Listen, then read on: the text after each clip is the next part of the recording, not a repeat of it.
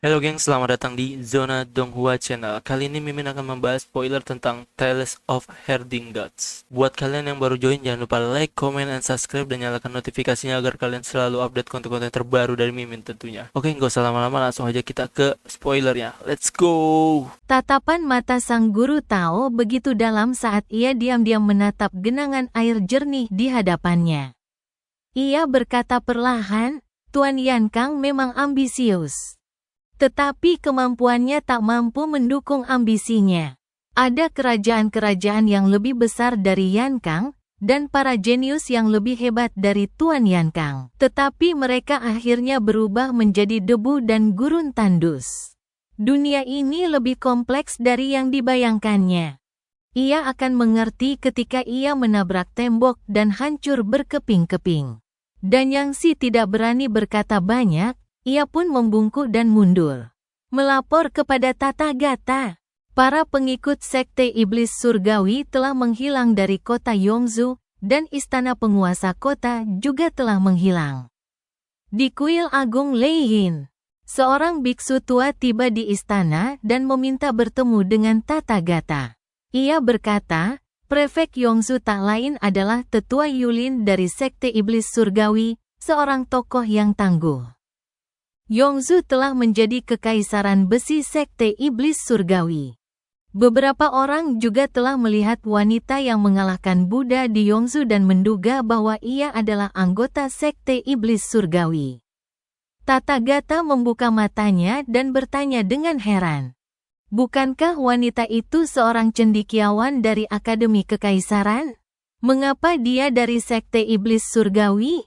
Biksu tua itu berkata, nama wanita itu Si Yun Xiang. Dia baru masuk Imperial Chollege tahun ini. Imperial Chollege tidak punya waktu untuk mengajarinya apapun. Bagaimana mungkin dia mampu mengalahkan murid Buddha itu? Wanita ini berasal dari keluarga Si dan memiliki hubungan darah dengan istri mantan pemimpin, Si Youyu. Keluarga Si juga merupakan keluarga yang berpengaruh di negara bagian Yankang. Tathagata berkata, kalau begitu, mungkinkah pemimpin baru sekte setan surgawi berasal dari keluarga Si? Entahlah, belum ada kabar. Tathagata mengangguk dan berkata, Akademi Kekaisaran telah menggunakan gadis suci dari sekte iblis surgawi untuk mengalahkan putra suci kuil Leiyin Agung kita. Masalah ini tidak dapat diselesaikan secara damai. Kau akan turun dan terus meminta berbagai kuil untuk mengumpulkan informasi. Biksu tua itu menerima perintah itu dan berkata, ada satu hal lagi. Dewa Raja Kuda telah muncul dari reruntuhan besar.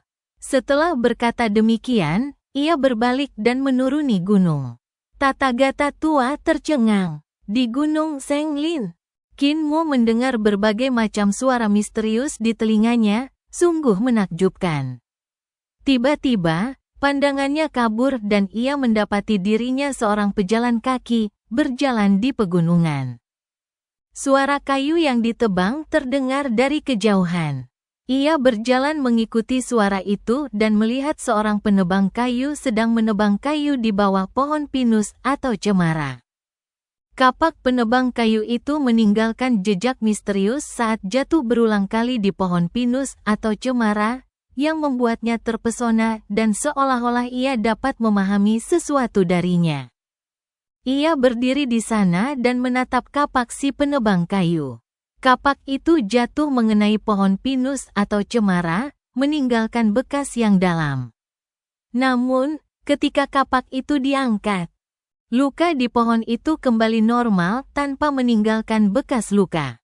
Ketika seorang penebang kayu menebang pohon, setiap pukulan kapaknya meninggalkan kesan yang berbeda padanya. Orang yang lewat, Anda sudah lama melihat ke sini, apa yang Anda lihat? Si penebang kayu menyimpan kapaknya, berbalik dan menatapnya, sambil berkata, keluargamu telah lama menjadi tulang belulang kering yang terkubur di tanah loes. Anak-anakmu bahkan lebih tua darimu, dan cucumu kini telah menikah dan memiliki anak sendiri. Wahai pejalan kaki, Kau telah mengamati di sini selama 100 tahun. Tolong ajari aku, guru. Qin Mu melihat si penebang kayu duduk di atas batu di bawah pohon pinus dan cemara, sedang mengajarinya. Ia terpesona oleh apa yang didengarnya, dan segudang teori menakjubkan muncul di benaknya. Qin Mu berdiri di samping batu dan mendengarkan selama beberapa dekade. Praktik terpadu Sutra Dayu Tianmo diajarkan kepadanya dalam ceramah yang luar biasa ini. Si penebang kayu mengulurkan tangannya dan menyentuh kepalanya. Qin Mu membuka matanya dan melihat nenek si mundur. Dia masih berada di Gunung Senglin, masih di masa sekarang, dan belum kembali ke masa lalu. Ini adalah inisiasi dari pemimpin terdahulu Sekte Setan, yang mewariskan pengalaman sang pendiri kepada pemimpin generasi berikutnya, mewariskannya dari satu generasi ke generasi berikutnya. Untuk memastikan api sekte tersebut tetap menyala, Qin Mu duduk di atas batu dengan linglung. Sang suci mengelus kepalaku dan memberiku keabadian melalui pernikahan. Keahlian terpadu Sutra Dayu Tianmo tidak memiliki kata-kata maupun pola, dan hanya dapat diwariskan melalui inisiasi para suci dari semua generasi. Ada banyak informasi rumit dalam pikirannya, dan belum sistematis. Meskipun inisiasi ini tidak meningkatkan kultivasinya, namun ia memperoleh begitu banyak hal yang masih perlu ia atur dan pahami. Baru sekarang dia mengerti mengapa leluhurnya mengatakan bahwa teknik terpadu yang hebat hanya dapat diwariskan kepada pemimpin. Ini karena Dayu Tianmo Sutra tidak berisi teknik seni bela diri yang lengkap dan terpadu. Dengan kata lain, metode seni bela diri terpadu yang agung belum difinalisasi. Praktik terpadu Sutra Yu Tianmo Agung tersembunyi dalam ceramah sang penebang kayu di atas batu. Namun, hal ini mengharuskan para wali berikutnya untuk memahaminya dari ceramah tersebut. Seberapa banyak yang dapat mereka pahami dan apa yang mereka pahami bergantung pada pemahaman masing-masing wali, pilihan arahnya, bakatnya, dan keberuntungannya. Dapat dikatakan bahwa setiap pemimpin Saint Sekte Iblis memiliki pemahaman teknik terpadu yang berbeda. Beberapa konsep mungkin serupa, tetapi teknik terpadu yang dipraktikkan oleh setiap pemimpin Saint pasti berbeda dari yang lain. Akan ada 360 metode pelatihan untuk 360 pemimpin sekte. Dan 10.000 metode pelatihan untuk 10.000 pemimpin sekte. Pikiran pertama Qin Mu adalah, sungguh jebakan. Sungguh luar biasa. Metode seni bela diri terpadu yang legendaris ini tidak bisa digunakan secara langsung. Saya perlu memahaminya sendiri. Pikiran kedua adalah bahwa ini adalah ajaran yang benar dan ini adalah guru yang suci. Apa yang Anda sadari adalah milik Anda sendiri, apa yang Anda pelajari adalah milik orang lain. Ajaran Sekte Tiansheng tak tertandingi oleh sekte lain, termasuk Akademi Tai. Leluhur muda itu menghela napas lega dan menatap Nenek Si. Dari Nenek Si terdengar suara pemimpin sekte Li, guru. Aku bukan lagi pemimpin sekte suci. Ini kesempatanku untuk membebaskan diri dari iblis batinku. Tolong jangan hentikan aku. Mata leluhur muda itu berkedip-kedip saat ia menggelengkan kepala dan berkata, kau mengubah dirimu menjadi iblis batiniah dan menanamkannya di dalam hati daunnya. Kau harus tahu bahwa jika dia memurnikanmu, kau akan menjadi gaun pengantinnya. Entah dia menyempurnakanku atau aku memilikinya, kita berdua akan memperolehnya. Suara pemimpin sekte Li menggema. Baik atau buruk, ini pilihanku. Ketika aku memutuskan untuk menikahinya, aku tahu betul bahwa dia adalah iblis dalam diriku, iblis yang harus kusingkirkan. Hanya setelah menyingkirkannya, aku dapat sepenuhnya menekuni Dao dan membuat kemajuan lebih lanjut. Aku mohon bantuanmu, guru. Jantung Qin Mu berdebar kencang dan dia menatap ke arah tuan muda. Dia sudah lama tahu bahwa ada iblis batin yang sangat besar tersembunyi di dalam tubuh Nenek Si. Iblis batin ini begitu kuat sehingga bahkan si Kiluo, tongkat Zen dari kuil Leiyin Agung, tidak dapat memurnikannya. Baru sekarang dia menyadari bahwa setan dalam dirinya adalah mantan pemimpin Li Tianxing. Nenek Si membunuh Li Tianxing. Tetapi Li Tianxing berubah menjadi iblis di hati Nenek Si, dan keduanya bertarung memperebutkan tubuh. Dalam benaknya, dia tentu ingin membantu Nenek Si memurnikan Li Tianxing.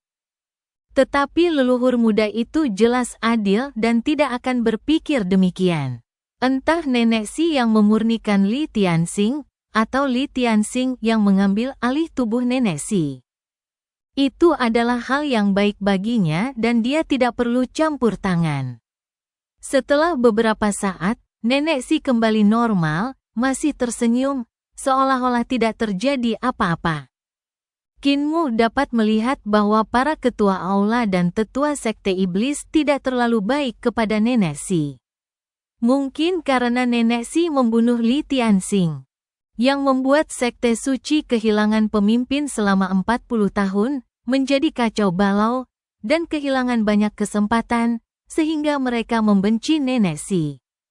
Kali ini, Nenek Si datang menghadiri upacara penobatan Dewa Suci, terutama karena Kinmu.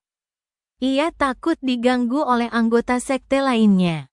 Jadi ia harus datang membantunya meskipun harus menanggung hinaan orang lain. Mengenai apakah keterampilan terpadu yang hebat itu akan diwariskan, ia tidak peduli.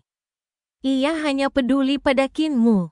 Leluhur muda itu mendesah. Kecantikan adalah bencana. Ini merujuk pada perempuan seperti Nenek Si. Ia terlalu cantik. Sekalipun ia tidak berbuat jahat, orang lain akan berbuat jahat karenanya. Dunia ini tidak dapat mentolerir keindahan seperti itu. Li Tianxing adalah sekuler, leluhur mudanya juga sekuler, dan yang lainnya tidak terkecuali. Jika dia ingin bertahan hidup di dunia ini, dia hanya bisa menjadi Nenek Si, dan tidak boleh memperlihatkan wujud aslinya atau bahkan suara aslinya. Setelah upacara penobatan, leluhur muda memanggil Kinmu dan berjalan bersamanya untuk memperkenalkan pemandangan Gunung Senglin. Tempat ini adalah panggung terlupakan, tempat itu adalah Paviliun Fenglin. Tempat lainnya adalah Menara Tianxia, dan tempat lainnya adalah kolam pengamatan ikan. Dia banyak bercerita, menjelaskan banyak tentang sejarah masa lalu sekte iblis. Beberapa sejarah sekte iblis sudah sangat tua. Jika dia tidak menceritakannya, tidak akan ada yang tahu setelah dia meninggal. Leluhur, mengapa pemimpin sekte Tianxing kita disebut naik tahta? Kinmu bertanya. Bukankah tahta adalah sesuatu yang hanya bisa digunakan oleh kaisar? Patriark muda itu meliriknya dan menggelengkan kepala, berkata, pada puncak kejayaan sekte Tianxing kita memerintah 6 negara, dan kaisar dari ke-6 negara ini semuanya adalah rakyat sekte Tianxing kita. Pemimpin sekte suci menggunakan istilah yang sama, naik tahta. Seperti yang dilakukan kaisar, sungguh menunjukkan rasa hormat kepada kaisar. Zaman telah berubah, dan sekarang negara-negara menjadi sekte terbesar. Sulit bagi sebuah sekte untuk menjadikan semua orang sebagai pengikutnya. Tetapi sebuah negara dapat menjadikan semua orang di dalam wilayahnya sebagai warga negaranya. Kinmu tampak tenggelam dalam pikirannya. Leluhur muda itu menuntunnya mendaki gunung dan berkata, Gunung Senglin adalah kuil utama sekte kami. Memasuki kuil utama masih merupakan tugas yang sulit bagimu. Kali ini, Kepala Aula ke-360 mengaktifkan bendera teleportasi. Tetapi sebagai pemimpin sekte suci, bagaimana mungkin kau tidak memiliki sarana untuk memasuki kuil utama sendirian? Kinmu mengikutinya dan melihat tuan muda membawanya ke sebuah aula besar di pegunungan. Aula itu tampak biasa saja dan tidak memiliki kemewahan dan kemegahan istana emas Luolan. Aula itu hanya dibangun dengan batu bata biru dan ubin merah. Ketika kami memasuki aula, tata letaknya biasa saja, hanya ada patung seorang santo. Patriark muda itu menghampiri patung santo dan menyalakan beberapa batang dupa. Qin Mo mengikutinya dan membungkuk kepada patung tersebut. Patriark muda itu berkata, banyak tetua dan raja surgawi dari agama suci yang mahir dalam metode teleportasi, yang memungkinkan mereka kembali ke Gunung Senglin. Metode teleportasi ini terukir di dinding kuil ini. Anda dapat perlahan-lahan memahaminya. Qin Mo menatap dinding istana dan melihat bahwa di sana terukir sebuah metode pemurnian harta karun, yaitu metode pemurnian bendera teleportasi, serta rune formasi magis yang digunakan untuk memurnikan bendera teleportasi. Leluhur muda itu berkata, setiap aula dalam agama suci kami memiliki teknik yang berbeda-beda, dan kami tidak melarang murid untuk belajar dan mempraktikkannya. Janganlah menyimpan harta benda kecilmu sendiri. Menyebarkan teknik dan mempelajarinya adalah keterampilan yang sesungguhnya. Engkau harus murah hati dan berpikiran luas. Qin Mo menjawab, ya. Leluhur muda itu melanjutkan. Semua yang ada di dalam Sutra Iblis Surgawi Eksplorasi Agung dapat diwariskan. Tidak perlu disimpan sendiri. Seberapa banyak yang dapat mereka pahami tergantung pada keberuntungan mereka sendiri. Mengenai urusan internal sekte, urusan kecil akan ditangani oleh para kepala aula, urusan besar akan ditangani oleh para tetua. Dan urusan yang lebih besar lagi akan ditangani oleh para raja surgawi sekte. Ada juga inspektur yang berpatroli di aula, tetua penegak hukum yang menegakkan hukum, dan tetua transmisi yang mewariskan keahlian. Tidak banyak hal yang perlu Anda lakukan secara pribadi. Anda hanya perlu mengawasi keseluruhan arahan sekte suci. Dia menatap Qin Mo dan bertanya, apa hal pertama yang kamu rencanakan setelah menjadi pemimpin suci? Qin Mo berpikir sejenak dan berkata, buka sekolah dasar di setiap aula dan bangun aula ke-361, akademi. Master Kekaisaran Yan Kang melakukan reformasi dan mendirikan sekolah dasar serta universitas, menambah profesi baru di dunia. Oleh karena itu, gereja suci saya harus memiliki aula lain. Gereja suci memiliki 360 aula, dan saya ingin membangun 360 sekolah dasar untuk mengajarkan para murid jalan kultivasi. Leluhur muda itu mengangguk dan berkata, untuk urusan ini, Anda dapat memanggil pelindung Dharma kiri dan kanan dan memberi mereka instruksi. Mereka kemudian akan berdiskusi dengan para kepala balai, memilih bakat, dan mendirikan akademi. Ini berarti Anda harus bertanggung jawab atas keseluruhan arahan dan mendelegasikan wewenang kepada bawahan Anda. Jika Anda melakukan semuanya sendiri, Anda tidak akan memiliki energi. Dan itu akan menghambat kemajuan kultivasi Anda. Qin Mo merasa terkesan. Tiba-tiba ia mendapat ide aneh. Sekte iblis itu bukan seperti sekte, melainkan lebih seperti negara. Jika kerajaan Yan Kang adalah sekte yang menyamar sebagai negara, maka sekte Tianmo adalah negara yang menyamar sebagai sekte. Kultus iblis terlalu mirip dengan suatu negara. Terdapat 360 aula, masing-masing dengan tugasnya sendiri dan terlibat dalam berbagai industri. Para murid di setiap aula juga mencari nafkah mereka sendiri. Ada juga inspektur yang berpatroli di aula. Para tetua yang melindungi agama dan raja-raja surgawi yang menjadi pasukan untuk melawan musuh asing, dan pelindung kiri dan kanan adalah warisan sekte iblis. Jumlah pengikut sekte setan mencapai jutaan, yang sebanding dengan sebuah negara kecil. Tentu saja, pengikut sekte Tianmo tidak menyebut diri mereka sebagai sekte Tianmo, tetapi sekte Tiansheng. Satu hal lagi, wajah leluhur muda itu tampak serius saat ia menegur. Aku tahu kau suka merobohkan sesuatu. Aku sudah meminta Basan Jijiu untuk mengawasimu, tetapi ia gagal melakukannya dan kau kembali merobohkan si Ziju.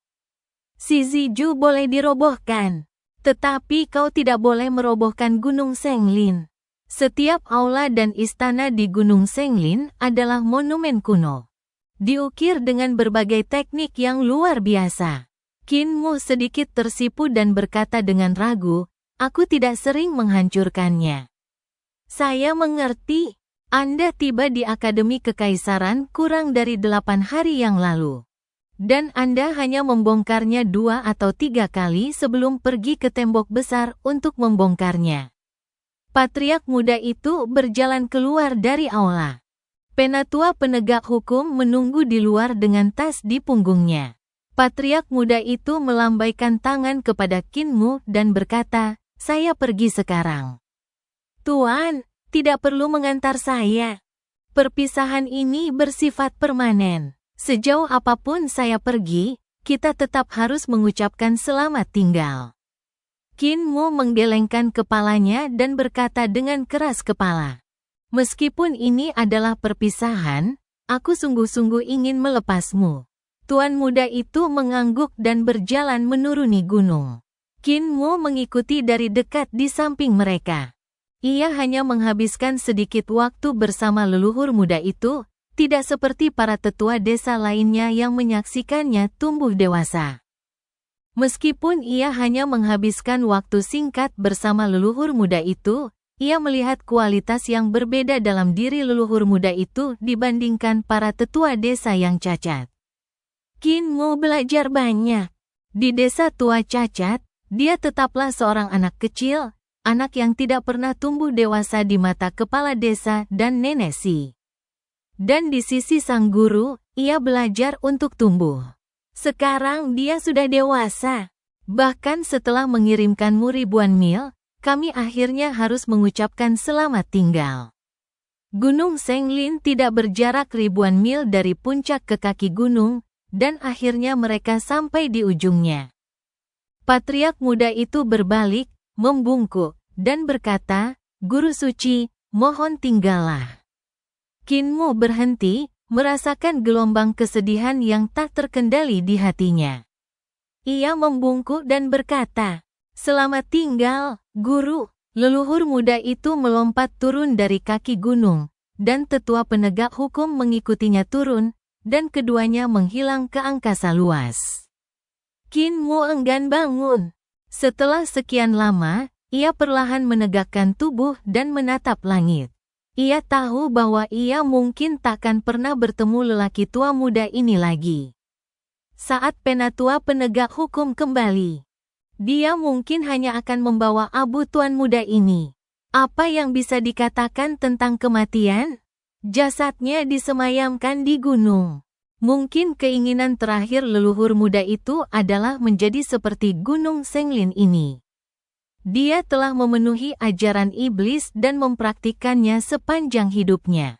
Tiba-tiba, bendera-bendera besar berkibar di Gunung Senglin, dan 360 kepala aula pergi satu demi satu. Qin Mu memanggil Hulinger dan kembali ke pohon pinus dan cemara. Beberapa tetua pelindung tetap di sana. Ketika mereka melihatnya mendekat, mereka semua tersenyum dan berkata, Guru suci.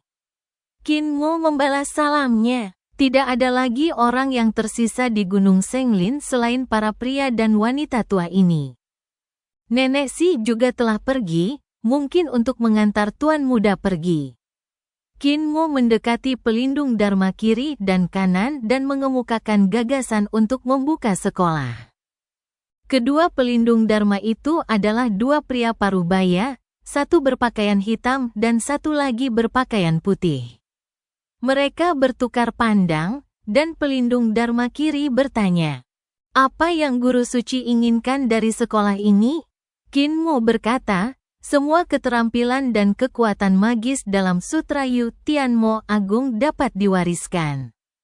Selain akademi, Kita juga harus mendirikan menara Tianlu di Gunung Senglin untuk mengumpulkan pengetahuan dan kekuatan berbagai sekte dan menyimpannya di menara agar mudah diakses oleh para murid. Cara termudah adalah dengan menyalin koleksi tersebut di menara Tianlu Akademi Taixue dan mengirimkannya ke menara Tianlu sekte suci kita. Para pelindung Dharma kiri dan kanan memperhatikan hal ini. Qin Mu melanjutkan, apakah ada saudara di sekte ini yang menjabat sebagai pejabat di Istana Kekaisaran? Mohon minta mereka untuk mencatat keahlian Istana Kekaisaran dan mengirimkannya ke Menara Tianlu. Hormati hukum. Para penjaga kiri dan kanan menanyakan beberapa detail dan segera berdiri. Kedua pria itu, satu berpakaian hitam dan satu berpakaian putih, mengangkat jubah hitam putih mereka dan menutupi tubuh mereka dengan jubah tersebut. Kemudian, baik pria maupun jubah itu menghilang. Mereka pasti telah diteleportasi keluar dari Gunung Senglin. Metode teleportasi agama suci saya sungguh kuat. Qin Mu dipenuhi kekaguman dan segera berjalan menuju aula bersama Hu Ling'er untuk mempelajari metode teleportasi di aula. Tanpa mempelajari metode teleportasi, dia tidak akan bisa pergi dari sini sama sekali. Sebagai pemimpin suci, Anda tidak bisa tanpa malu memohon orang lain untuk membawa Anda pergi, bukan?